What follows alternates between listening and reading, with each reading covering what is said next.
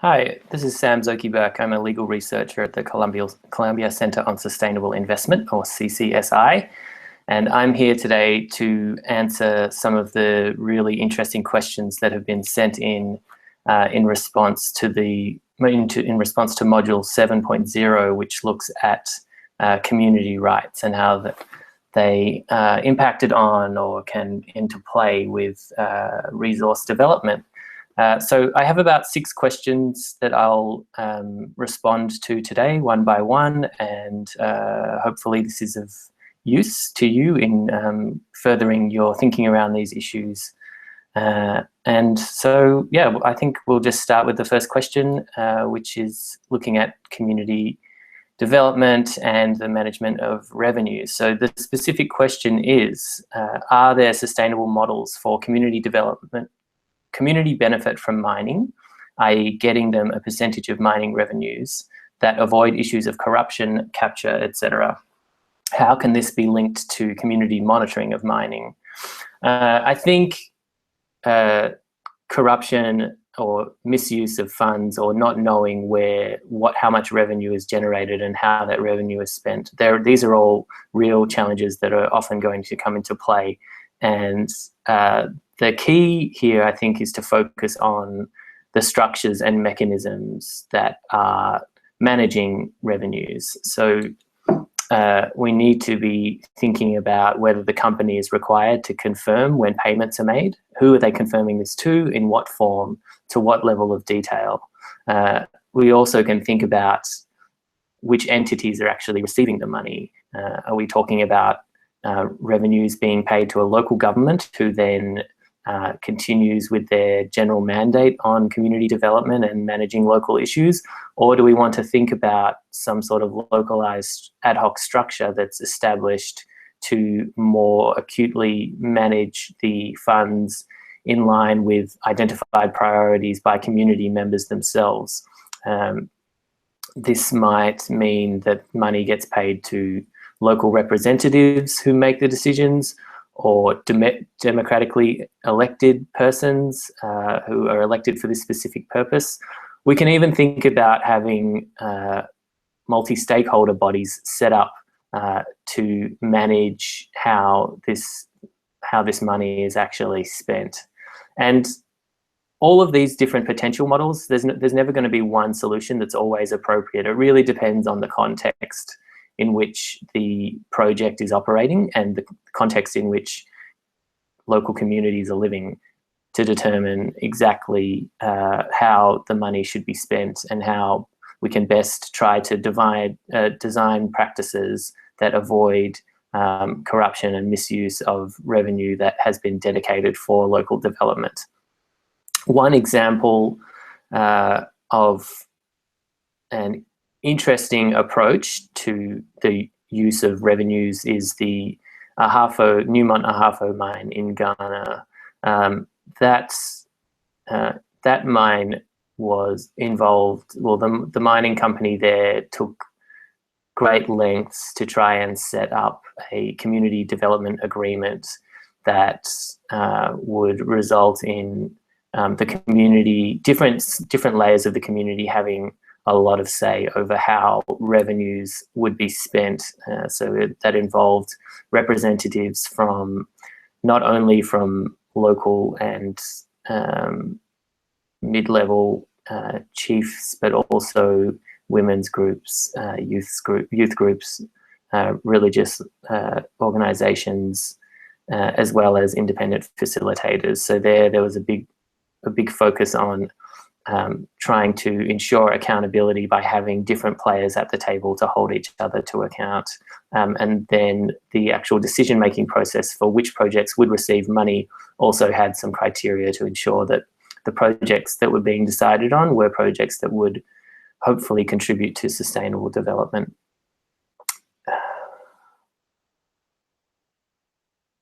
And I guess just to finish the response to this question, the mention here of community-led monitoring is a really useful one, I think. I think community-led monitoring can often play a key role in ensuring the accountable use and spending of revenues So I think this is something that should be facilitated and encouraged by government and the mining company, rather than something that should be viewed as a threat, because ultimately it can lead to the much more efficient use of funds that can lead to strengthening of community rights, advancement of local development, which is in everybody's interests.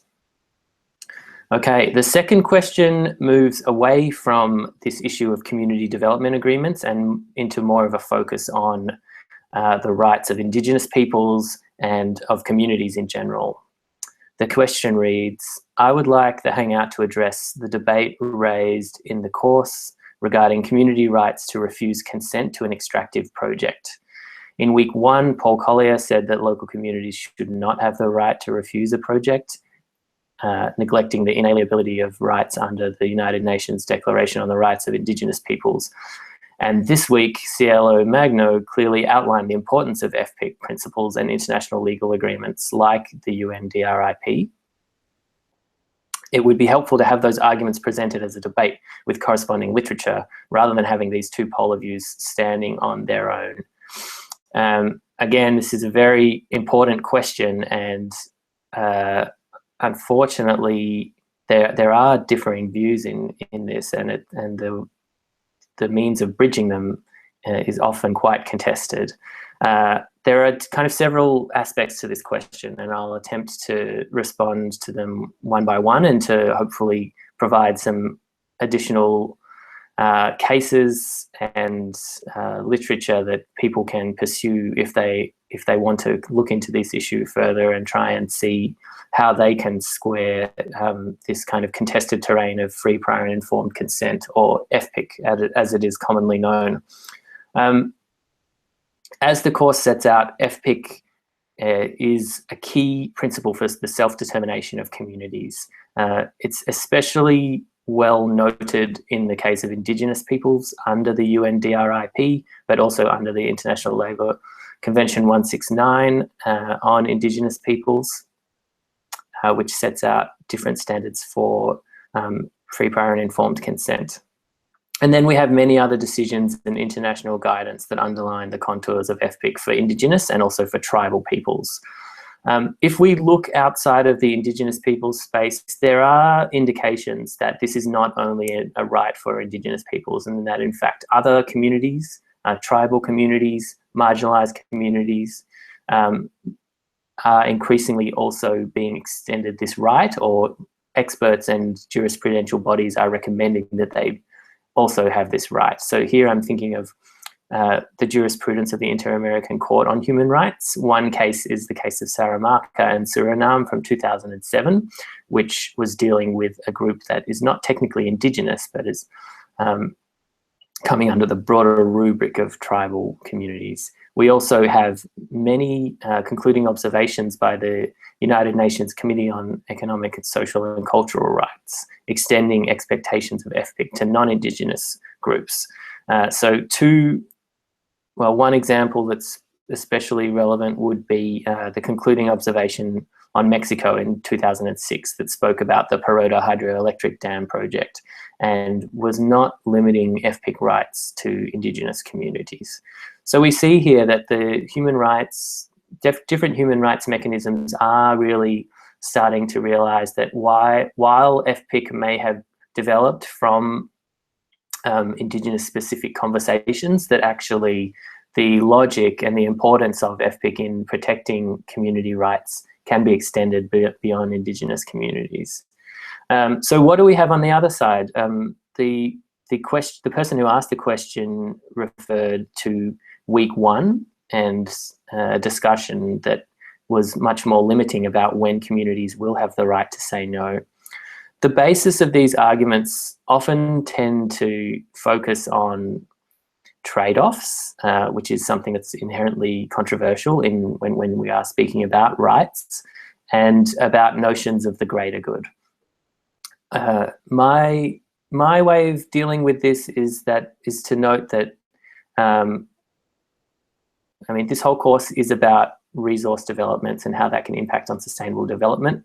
But as we see with the SDGs, the Sustainable Development Goals, human rights is increasingly being seen as an inviolable part of the SDG conversation. So effectively, we are reaching the point where you cannot have sustainable development without respecting human rights.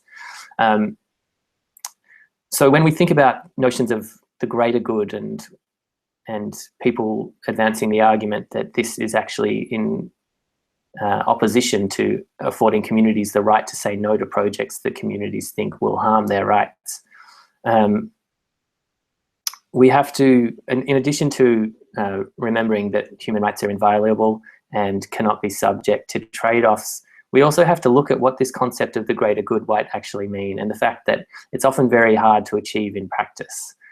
This MOOC wouldn't exist if mining always produced 10 out of 10 sustainable development outcomes. And we see that, in fact, there are so many complexities in this field that we need to be focusing very carefully on the processes that take place both before and during mining projects to ensure that the rights of host communities are protected. There are also increasing critiques from civil society, especially in the global south, that focus on the fact that increased GDP, increased government revenue, doesn't necessarily translate into sustainable development. So it's important to kind of move beyond the initial arguments to actually scrutinize them when we are considering how these two issues conflict. Additional momentum for FPIC for all communities can be seen in recent cases. One example that I wanted to mention is the Cerro de Oro Dam case in Oaxaca, Mexico. That case saw local affected communities make use of an OPIC dispute resolution mechanism and to demand FPIC.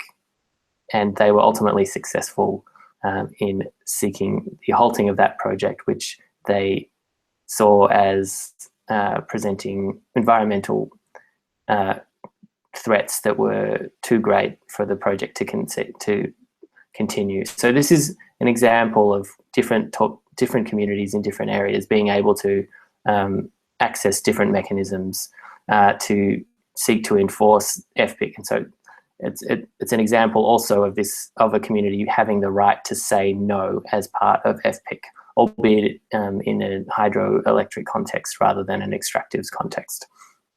And then we also need to remember that there's growing recognition from a kind of business thinking point of view that the costs of community conflict can be greater than can be so important that having social license and ensuring that you do have the free, prior and informed consent of affected communities before a project begins can actually just make business sense for communities as well. And so I'm pretty sure this is referred to in your reading materials, but I would just reiterate the report by Davis and Franks that looks at the costs of community conflict in the extractive sector as a useful resource in seeing the business case for ensuring free, prior and informed consent and ensuring that communities do have the right to decide when projects that stand to adversely affect their interests, whether or not they're allowed to proceed. One final thing that I would like to mention as well is that communities can also take proactive steps to demand free, prior and informed consent from companies and governments. So where you have a company that's not familiar or not necessarily leading the charge to carry out a free, prior and informed consent process, or where you have a national government that doesn't have domestic laws that protect free, prior and informed consent, communities can take proactive steps to put themselves in a position to sensitize those actors as to the importance of FPIC and to show them exactly what FPIC will mean in this particular case. So here I'm thinking of Doyle and Carino's 2013 report on FPIC in practice, which talks about examples of FPIC protocols that were developed by communities to try and communicate to companies and governments exactly how their internal decision-making structures work with regard to free, prior and informed consent and what needs to be done to properly engage with those communities. So I think that can be a very useful strategy in ensuring that the different stakeholders are on the same page and that consultation and consent processes can proceed smoothly rather than result in a lot of contestation and misunderstanding about different stakeholders' point of view. Okay, moving on to the third question. This one asks, or says, the extractive industry's impacts on communities is a two-way pathway in which some countries' communities are negatively affected, and neither the government nor the international oil companies confirm that. What should the communities in the regions oil and gas extracted, in the regions in which oil and gas are extracted, do to protect their rights by their own as an initiative from them? So I think the discussion that we just had on FPIC is very important for this one. I think FPIC is a key modality, and the community's self-organisation to have a clear voice to government can really help to make things if you have a strong articulation of your position and of how governments and companies can interact with your community, that puts the community in a strong position. There are also a lot of other initiatives that are community-driven that can come into play. There are instances of community-driven human rights impact assessments.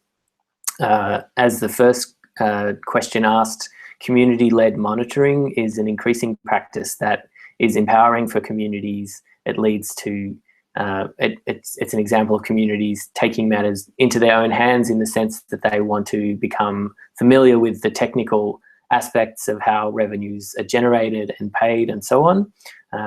And it also can be especially needed when host governments lack capacity or political will to carry out that monitoring themselves. We also have new initiatives that are looking at community-led grievance mechanisms as another potential means of a community-led process to try and bring the conversation to the community's rights and needs and perspectives on the community's terms.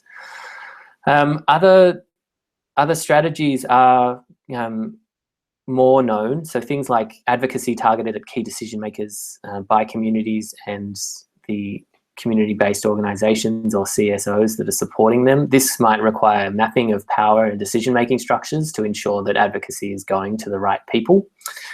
Communities can engage in litigation and court cases, obviously, as well as engaging with grievance mechanisms, whether led by communities, set up by companies, or by financiers, like the previous OPIC example that I gave. Some communities engage in direct extra-legal action as well when they feel that their rights, when they feel that governments aren't protecting rights that they have. So that's just a strategy that is used from time to time, and it kind of brings back to our earlier conversation about the costs of community conflict. When you have direct action being taken by communities, that can cause major delays for companies, and as we know, every day that a company is not operative can be a day where millions of dollars are being lost. The next question asks, land rights and government policies regarding land use affect communities with respect to oil and natural gas exploration. How can the international community play a role in ensuring these policies are improved to support and secure the rights of local communities? Well, I think the international community has already done a lot to generate standards around land rights and property rights. And these have been developed for different audiences. We have international standards that are focused on public actors, state actors. We have guidance for investors, for extractive companies, and so on. We also need governments and communities to have access to appropriate support for enacting these standards and for bringing claims when such rights are not respected. So it's all well and good for the international community to have developed standards around best practices or around rights respecting practices, but we then need to ensure that different stakeholders can access and understand those standards and then can access appropriate support to ensure that they are enforced.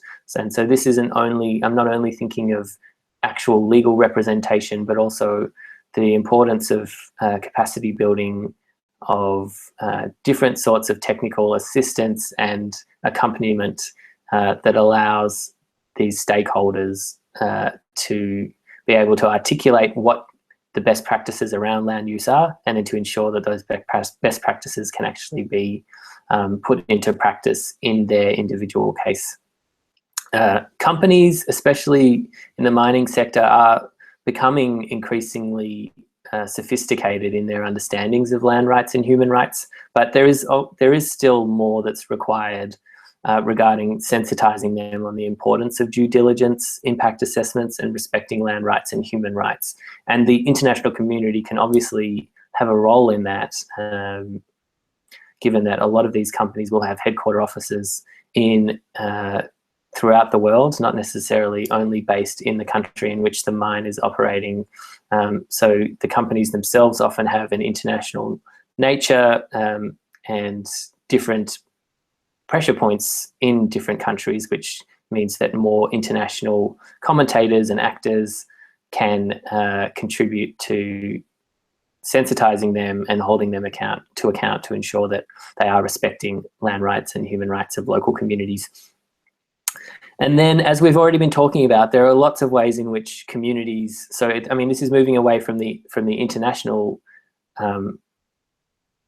community, but I think there are lots of ways for host communities to actively protect their own interests. And although it shouldn't necessarily have to be the case, in practice, this is a needed aspect of protecting community rights.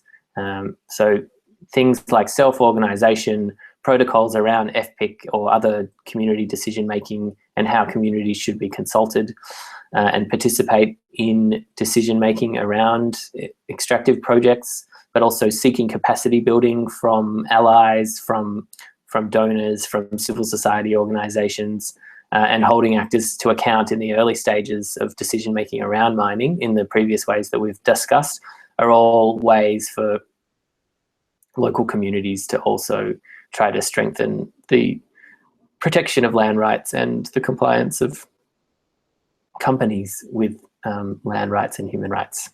Okay, 2 more questions to go. The second last question asks, in the 4th lecture, Cielo Magno notes that consent does not require a vote from the community, only genuine and authorized representation.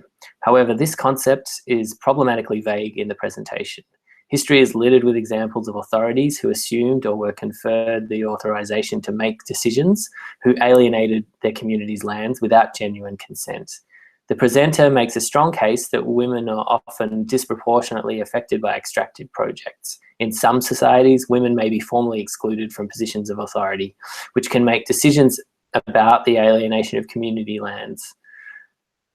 With this in mind, why shouldn't a majority of the community need to vote for a project to ensure that marginalised voices are also represented in the decision?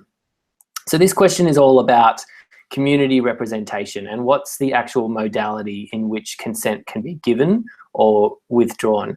And I don't think there is one simple answer. I think the way to think about this is to go back to the earlier discussion of the basis for rights of free, prior and informed consent, and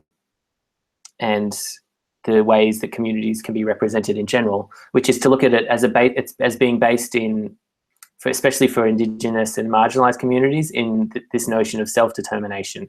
And so part of self-determination means recognising and respecting the internal norms and processes that a community or a people have in place. And so that means that there's never going to be a right answer. It doesn't mean that we have to subject it to a kind of cookie-cutter democratic process, and it doesn't mean that always having the one person who might be the highest in the hierarchy is the right approach. Rather, we need to be thinking about it in terms of what is a culturally appropriate decision-making structure. It might be democratic, it might be with a group of elders, and it's not a question of necessarily accepting what a chief or a group of elders says should be the culturally appropriate way, but it's about learning about the community and finding ways to check with different communities, different layers of the society to see what what sort of decision-making structure they think is fair and representative of their interests. If you have fewer representatives deciding on whether to give or withhold consent, or whether to negotiate a community development agreement or other types of negotiations that take place, if you have fewer reps, this can increase the risk of corruption, because then there are fewer people that are the pressure points for illicit interests targeting them. If you have a larger group, a more democratic vote might avoid that, but there's also problems with focusing on majority opinions. Majority democratic votes can risk silencing the voices of marginalized subgroups as well. So a lot of thinking needs to be done about how can you ensure that the decision-making structure makes sense for the community and how the community works, but also that there aren't subgroups, marginalized groups within the community whose voices are silenced and not heard. Yes, and then the final question asks, is there any way for the EITI, the Extractive Industries Transparency Initiative, to oblige governments to invest revenues from extractive industries in sustainable projects? This question is that I think we can look at the investment of revenues within two levels. There are revenues that can be dedicated for the community's benefit or development, and this is often driven by the community itself or local government through community development agreements, community development funds, and so on. And we've already spoken about how these can be structured in ways to try and ensure that money, first of all, actually makes it to the ground and is spent on projects, and second of all, that the projects decided on are actually reflective of the needs of the community. But then we can also look at this question from a national level. Here, and here, I don't think we need to think about it so much in terms of the EITI. The EITI is obviously a dynamic multi-stakeholder initiative, but it's more focused on transparency. It doesn't, and also the norms that I think this question is driving at are already in place. We already have governments already have international obligations around economic and social rights, and they're obliged to progressively fulfill economic and social rights, like the right to education, the right to food, the right to water. So there is already jurisprudence around how public revenues need to be spent on sustainable development, on economic and social rights. We now need to ensure that governments actually comply with them more often. So if there are ways that the transparency initiatives within the EITI can help put pressure on that, that's great. So yeah, in conclusion for this question, we do need to kind of always think about the investment of revenues at kind of the various levels, so at the kind of host community or local level, but then also on the national level. And each of these levels has international standards and best practices that can be employed to try and ensure that that the prospects of mining actually contributing to sustainable development and avoiding the violation of human rights are as strong as possible. Okay, that's all the questions that we had for today. Thanks very much for watching, and I hope that you continue to find this MOOC to be an experience, and thank you very much for your time.